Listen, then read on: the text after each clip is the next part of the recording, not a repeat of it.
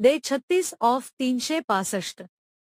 5 February 1951 रोजी doctor Babasaheb Ambedkar यांनी संसदेत हिंदू कोड बिल सादर केले, ज्याचा उद्देश समान नागरी संहितेची स्थापना करणे हा होता. मात्र सरदार पटेल आणि श्यामाप्रसाद मुखर्जी यांसारख्या नेत्यांनी या विधेयकाला तीव्र विरोध केला. सुरुवातीला मान्यता मिळाल्यानंतरही हिंदू मतदारांच्या नाराजीच्या भीतीमुळे सप्टेंबर 1951 मध्ये हे विधेयक मागे घेण्यात आले.